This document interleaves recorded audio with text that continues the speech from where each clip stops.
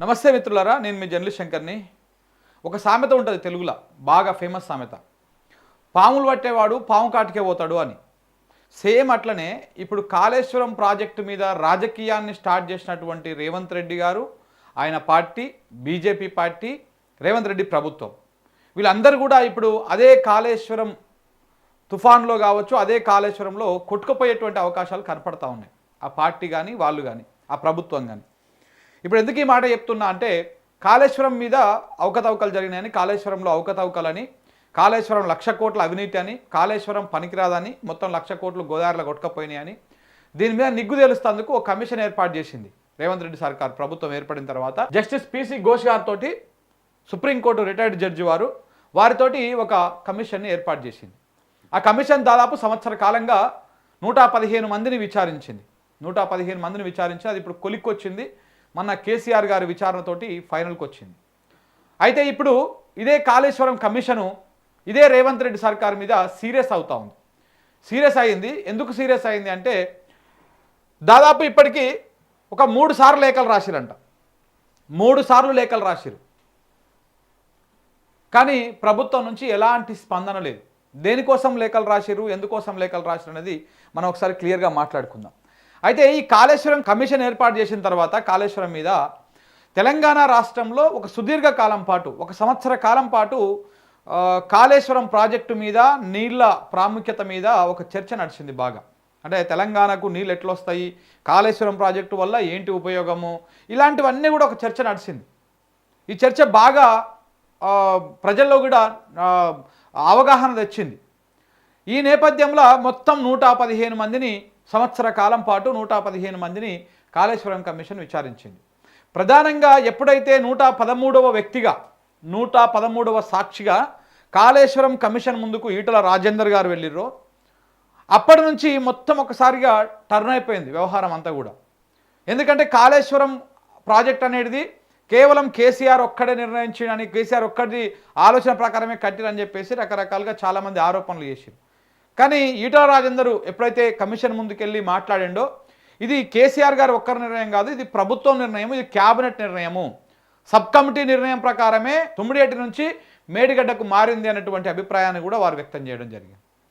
దాంతోపాటు ఇక్కడ ఇది కూడా మొత్తము 3 బ్యారేజ్ల వ్యవహారం కానీ, లేకపోతే మొత్తం కాళేశ్వరంలో ఏ పని కూడా క్యాబినెట్ అప్రూవల్ లేకుండా, క్యాబినెట్లో చర్చించకుండా ఏ పని చేయలేదు, అన్ని క్యాబినెట్ నిర్ణయం ప్రకారం. క్యాబినెట్ అంటే ఏంటిది? రాష్ట్ర ప్రభుత్వం అన్నట్టు. రాష్ట్ర ప్రభుత్వం అంటే ప్రజల అభిప్రాయం అన్నట్టు, ప్రజలు ఎన్నుకున్నటువంటి ప్రభుత్వం నిర్ణయం తీసుకుందన్నట్టు. సో దానికి ఇంకా తిరిగి ఉండదు. సో కాబట్టి ఇక్కడ ఏ ఒక్కరి నిర్ణయం అయితే అందులో ఆయన స్వార్థ ప్రయోజనమా, ఆయన స్వప్రయోజనాలు ఏమైనా ఉన్నాయేమో అనేటువంటి ఆరోపణలు కానీ దానికి బలం చేకూరుస్తాయి. కానీ ఇక్కడ క్యాబినెట్ నిర్ణయం అన్నప్పుడు అది ప్రభుత్వ నిర్ణయం, ప్రభుత్వం యొక్క నిర్ణయం కాబట్టి దాని మీద పెద్దగా చర్చ ఉండదు.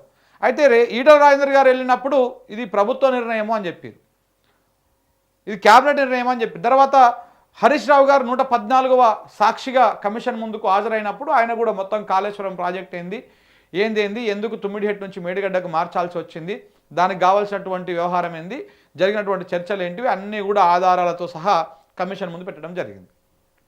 తర్వాత జస్టిస్ పిసి ఘోష్ గారు కమిషన్ ముందు కేసీఆర్ గారు కూడా హాజరైనప్పుడు 115వ సాక్షిగా ఆయన కూడా మొత్తం అన్ని కాళేశ్వరం ప్రాముఖ్యతని, కాళేశ్వరం ఎందుకు ఎక్కడి నుంచి ఎలా మారింది దాదాపు 1 గంట సేపు అన్నీ కూడా వివరించి, దానితో పాటు కొన్ని పుస్తకాలు కూడా ఆయనకు అందించండి. లైఫ్ లైన్ కాళేశ్వరం అనేటువంటి బుక్కును కూడా ఆయనకు అందించడం జరిగింది, మొత్తం అవగాహన చేయడం జరిగింది.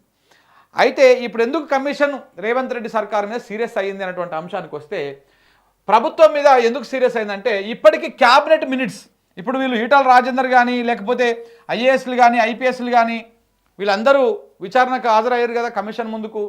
అప్పుడు క్యాబినెట్ మినిట్స్ కావాలి అని చెప్పేసి గతంలో 2 సార్లు రాసింది, ఇప్పుడు 1 సారి రాసింది కమిషన్ లేఖ. కేసీఆర్ గారు హాజరైనాక 1 సారి రాసింది.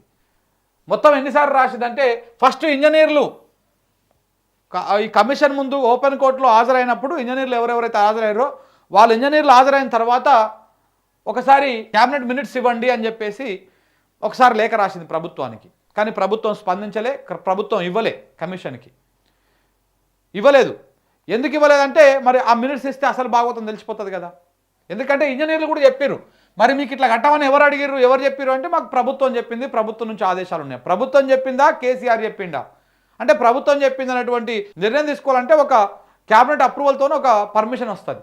సో అట్లా ప్రభుత్వం చెప్పిందని ఇంజనీర్లు చెప్పినప్పుడు ఒకసారి లేఖ రాసిరు, అప్పుడు కూడా ఎలాంటి మినిట్స్ ఇవ్వలేదు. క్యాబినెట్ మినిట్స్ అంటే కేసీఆర్ హయాంలో క్యాబినెట్లో కూర్చొని కాళేశ్వరం గురించి కానీ, మేడిగడ్డ గురించి కానీ, ఈ 3 బరాజుల గురించి కానీ, ఈ మొత్తం ప్రాజెక్టు గురించి కానీ చర్చించినటువంటి మినిట్స్ ఉంటాయి. క్యాబినెట్ నిర్ణయాలు వేరు, క్యాబినెట్ మినిట్స్ వేరు.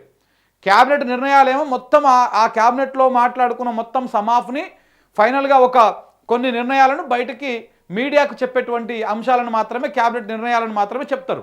కానీ లోపల ముఖ్యమంత్రి గారు ఏమన్నారు, మంత్రులు ఏమన్నారు, ఎవరెవరు ఏ అంశాలని ఎంతసేపు మాట్లాడారు ఏంటి అనేది మాత్రం క్యాబినెట్ మినిట్స్లో ఉంటాయి. క్యాబినెట్ చర్చిస్తున్నటువంటి అవన్నీ కూడా ఎవరెవరు ఏమేమి మాట్లాడారు విత్ టైము, డేటు అన్నిటితో సహా క్యాబినెట్ మినిట్స్లో పొందుపరచబడతాయి. సో కాబట్టి ఆ మినిట్స్ ఇవ్వండి. కేసీఆర్ హయాంలో కాళేశ్వరం మీద ఎన్నెన్నిసార్లు చర్చ చేసారో ఆ చర్చకు సంబంధించినటువంటి మినిట్స్ ఇవ్వండి అని ఇప్పుడు ప్రభుత్వానికి లేఖ రాసిండు. ఏది ఇంజనీర్లు విచారణకు హాజరైనాక ఇయ్యలే.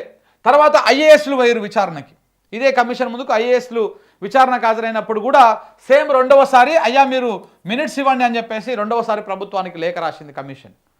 ప్రభుత్వం నుంచి ఎలాంటి ఉలుకు లేదు, ఎలాంటి పలుకు లేదు, కనీసం స్పందన లేదు, ఇవ్వలేదు.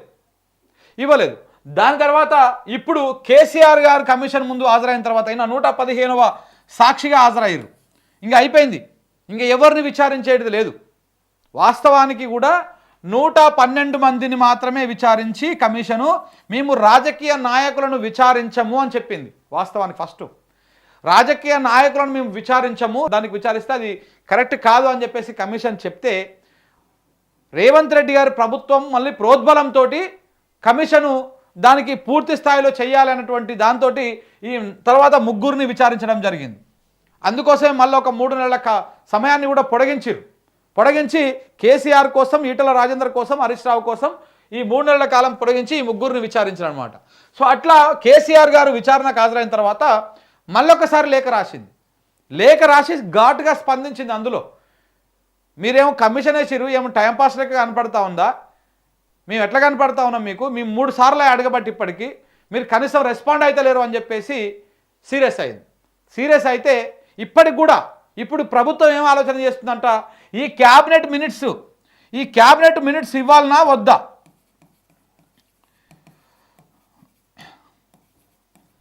మినిట్స్ ఇవ్వాలనా వద్దా అన్నదానికి ప్రభుత్వంలో చర్చించుకొని, క్యాబినెట్లో చర్చించుకొని డిసైడ్ చేస్తారంట.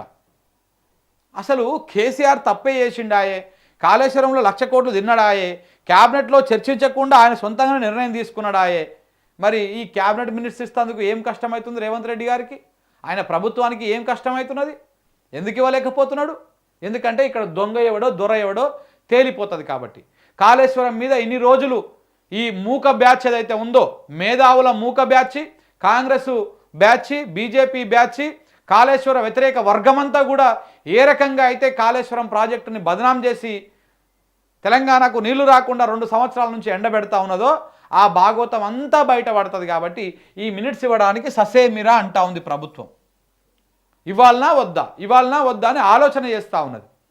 ఇవ్వచ్చు కదా, నేను ముందే చెప్పలే. వీళ్ళు ఎవరితో పెట్టుకున్నారు, కాళేశ్వరుడితో పెట్టుకున్నారు. ఆడ శివుడు ఉంటాడు, ఆ కాళేశ్వరుడితో పెట్టుకున్నారు. ఆ దేవుని పేరు మీద ఉన్నటువంటి ప్రాజెక్టుతోని రాజకీయం చేసిరు వీళ్ళు. ఆ శివుని సాక్షిగా, ఆ కాళేశ్వరుడి సాక్షిగా ఈ 2 జాతీయ పార్టీలు భూస్థాపితమైతే తెలంగాణలో ఇదే కాళేశ్వరం మీద మీరు చూస్తూ ఉండండి అని నేను మొదటి నుంచి చెప్తానే ఉన్నా. మీరు చూడండి, రేపు అదే జరగబోతూ ఉన్నది. తెలంగాణ నీళ్లను మనకు రాకుండా ఎండబెట్టి గోసబెట్టి రైతులను ఇబ్బంది పెట్టినటువంటి ఈ 2 జాతీయ పార్టీలకు పుట్టగతులు లేకుండా పోతాయి తెలంగాణ రాష్ట్రంలో. దానికి ఒక్కొక్కటిగా మొత్తం ఆ నీలి మబ్బులన్నీ తొలగిపోతూ ఉన్నాయి. ఆ విష మబ్బులు, ఆ విష వలయాలన్నీ ఇప్పుడు తొలగిపోయి కాళేశ్వరము, ఇప్పుడు ఆ శివలింగము, కాళేశ్వరుడు ఇప్పుడు అసలు స్వరూపము చూపించేందుకు రెడీ అవుతా ఉన్నాడు. సో కాబట్టి ఈ రకంగా క్యాబినెట్ మినిట్స్ ఇస్తేందుకు కూడా ప్రభుత్వం జనుకుతూ ఉన్నది. ఎందుకంటే మరి ఇవి ఇస్తే వాస్తవాలు తెలిసిపోతాయి కాబట్టి. మరి లేకపోతే ఈ 3 సార్లు నుంచి ఇవ్వట్లేదంటే మరి ఏమైనా దీంట్లోని తారుమారు ఏమైనా చేస్తూ ఉన్నారా, ఆ మినిట్స్ని ఏమైనా తారుమారు చేస్తూ ఉన్నారా, ఏమన్నా అడిటు మార్చేసేటువంటి కుట్రలు ఏమైనా జరుగుతూ ఉన్నాయా, ఆ మినిట్స్ని మొత్తం అడిట్ చేసేసి ఏం చర్చ లేదని చెప్పేసి ఇచ్చేటువంటి ప్రయత్నాలు ఏమైనా జరుగుతూ ఉన్నాయా? తెలంగాణ సమాజం అప్రమత్తంగా ఉండాలి. తెలంగాణ సమాజం అప్రమత్తంగా ఉండాలి. నేను చెప్పిన కదా, కాళేశ్వరం మీద ఏర్పాటు చేసిన కమిషన్ ఏదన్నా ఇవ్వని కాక, అది పాజిటివ్ ఇవ్వని ప్రాజెక్టుకి, నెగిటివ్ ఇవ్వని రిపోర్టు. ఆ రిపోర్టు వల్ల అంటే ఎవరు ఉన్న పలంగా దానికి ఏం అయ్యేది ఉండదు. కానీ ఆ రిపోర్ట్ ఎట్లా వచ్చినా కానీ తెలంగాణ సమాజం మాత్రం ఒక వాస్తవాన్ని తెలుసుకుంది, కాళేశ్వరం ప్రాముఖ్యతను తెలుసుకుంది, నీళ్ళ మీద కొంత అవగాహన వచ్చిందని చెప్పేసి నేను చెప్తా ఉన్నాను. సో కాబట్టి ఇప్పటికైనా మరి రేవంత్ రెడ్డి గారు ఇవ్వాలి, ఇస్తే తెలుస్తుంది కదా ఈ దీని మీద ఉన్నటువంటి వ్యవహారం ఏంటిది, ఎందుకు ఇవ్వకుండా ఆపుతా ఉన్నారు అని చెప్పేసి. ఎందుకంటే ఇలా మంత్రి ఇలా ఉన్నాడు కదా తుమ్మల నాగేశ్వరరావు గారు, అబద్ధాలు మాట్లాడుతూ ఉన్నాడు. మొత్తం ఈ తుమ్మల అబద్ధాలే మాట్లాడుతున్నాడు, అన్నీ లంగముచ్చట్లే. ఆయన మంత్రిగా ఉండి అప్పుడు కూడా క్యాబినెట్ సబ్ కమిటీలో ఆయన కూడా ఒక మెంబరు. ఎందుకంటే ఆయన గతంలో ఇరిగేషన్ శాఖ చేసిండు కాబట్టి ఈటల రాజేందర్ గారిని, తుమ్మల గారిని, హరీష్ రావు గారిని ముగ్గురుతోటి ఒక సబ్ కమిటీ ఏర్పాటు చేసిండు కేసీఆర్ ప్రభుత్వం. ఆ సబ్ కమిటీలో హరీష్ రావు గారు చైర్మన్, తుమ్మల గారు మెంబరు, ఈటల రాజేందర్ గారు ఆర్థిక శాఖ, ఆయన కూడా మెంబరు. వీళ్ళు ముగ్గురు కలిసి ఆ సబ్ కమిటీలో చర్చించారు. తుమ్మిడిగడ్డ నుంచి ఇక్కడికి మేడిగడ్డకి ఎట్లా రావాలనో సబ్ కమిటీ కూడా నిర్ణయం దాంట్లో భాగమే. ఇవన్నీ కూడా చాలా కీలకం ఉన్నాయి. ఏది కూడా దాస్తే దాగేది కాదు, నిజాలు అవన్నిటికీ ఒకరోజు బయటకు వస్తాయి. సో కాబట్టి కాళేశ్వరం వ్యవహారంలో మెల్లమెల్లగా ఈ విష మబ్బులు, విష వాయువులు, ఈ నీలి మబ్బులు అన్నీ కూడా విచ్చుకుంటున్నాయి. అసలు వాస్తవాలు తొందరలోనే ఇంకా తెలుస్తాయి, ఇంకా తెలుసుకునేటువంటి అవకాశం కూడా ఉంటుంది ప్రజలారా. Thank you very much.